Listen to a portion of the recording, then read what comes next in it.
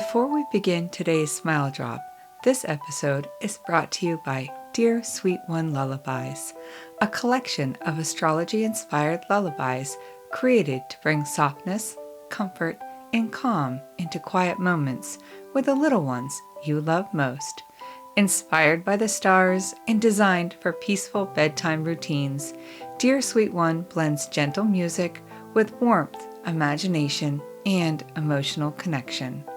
Whether you're rocking your newborn to sleep, creating a calming nighttime ritual, or simply slowing down at the end of the day, Dear Sweet One is there for the in-between moments that matter most.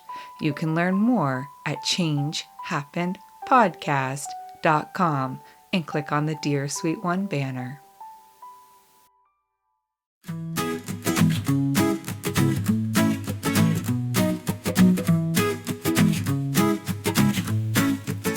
Hi, I'm Heather Holt, and this is a Smile Drop from Change Happened, Then What? These are short reflections that live in the space between our larger stories, little pauses where we sit with things that stay with us. Sometimes it's funny, sometimes it's something tender, and sometimes it's just one small thought that refuses to let go. No big interviews here, just a few moments shared heart to heart. And if you hear the occasional sigh, stretch, or collar jingle, that's just Waylon and Dalton supervising. Boys, be quiet. They're settled. I'm settled. Here we go.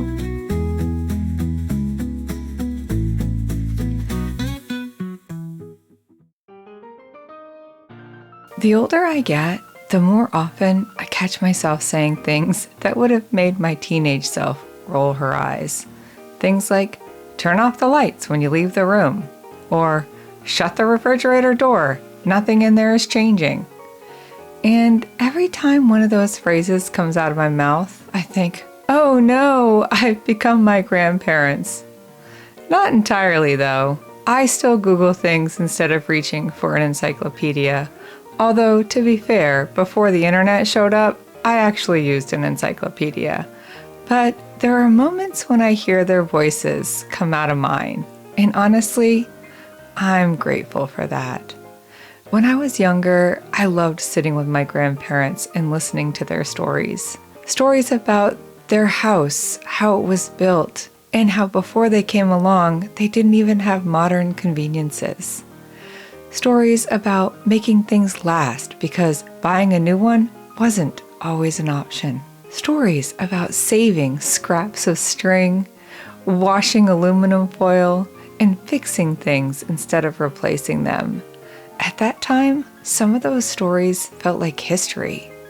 Now they feel like wisdom disguised as everyday conversations. I remember reaching a point when something shifted. For the first time, I realized they wouldn't always be here. And suddenly, I started asking more questions. Tell me about your first job. Tell me about the war. Tell me about growing up. What about your parents? What is this old photograph of? The questions changed because I understood something I hadn't understood as a kid. The stories weren't endless anymore. There would come a day when I couldn't ask them another question. And once I realized that, I listened differently. This week, I've been thinking about that while working on Jim's story. Jim is 92 years old. 92. That's nearly a century of stories. He's lived through wars, technology revolutions, cultural changes, careers, moves, successes, failures, crossed oceans, and roads have been traveled. When someone has lived that much life, every story becomes a little time capsule. Not because they're old, but they've seen things disappear. Old diners, old neighborhoods, old roads, old ways of doing things, and people. Entire chapters of history that now only exist because someone remembers them. Sometimes I think that's one of the quiet gifts older people give us. They carry pieces of the world that no longer exist.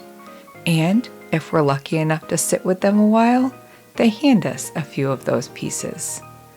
I also find myself understanding some of their sayings now, especially the ones that sounded strange when I was younger. Use it up, wear it out, make do, garbage soup. That one took me a little while, but I understand it now. Every leftover in the refrigerator somehow became an entirely new meal once it landed in the same pot. There was always something comforting about the pace of their stories. No one was in a hurry, the coffee was hot, the kitchen smelled like Grandma had been baking all day long. A clock ticked somewhere in the background, and the story wandered wherever it wanted to wander. No one was worried about getting to the point. The wandering was the point. And maybe that's why I love storytelling so much. Maybe somewhere along the way, sitting in their kitchen and listening to their stories taught me that people are rarely as interesting as their accomplishments.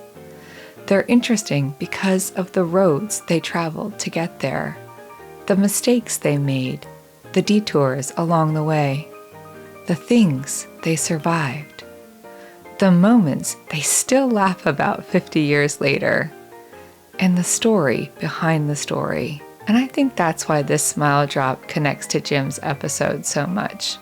The reminder that every older person we meet is carrying an entire library inside them. Stories about oceans, military service, first loves, hard years, funny years, ordinary years. And sometimes all of it takes one question to open the door. So if you're lucky enough to still have someone in your life who remembers things from long before you arrived, ask them a question, then ask another. And maybe don't worry too much about whether the story stays on track. The best ones rarely do. And if those people are already gone, maybe spend a moment remembering one thing they used to say, one phrase, a habit, or a piece of wisdom that annoyed you when you were 15 and somehow became true when you were 50. Funny how that works, isn't it? The older I get, the more I realize my grandparents weren't just telling stories. They were leaving us breadcrumbs. And somehow, years later, I'm still finding them. Until next time, I hope you notice one of those breadcrumbs this week. A familiar phrase, an old photograph, a memory that arrives out of nowhere, and maybe it leaves you smiling just a little bit. If this smile drop made your day 3% better, you're legally obligated, okay, not really, to visit changehappenpodcast.com. There you'll find more stories, bloggish brainwaves, and ways to support this joyful little circus I call a podcast. Leave a review, share it with a friend, or just whisper to your dog that you liked it. Honestly, I'll count that as a win. This episode was created, edited, and engineered by yours truly, Heather Holt, with minor supervision from my emotional support dogs, Waylon and Dalton. Until next time, keep it weird, keep it kind, and keep smiling. In the morning light I greet the day with a heart full of hope, come what may. Through the highs and lows I'll find my way. In the rhythm of life I'll dance and sway. With every step I'll rise and shine. In this beautiful journey I'll make life mine.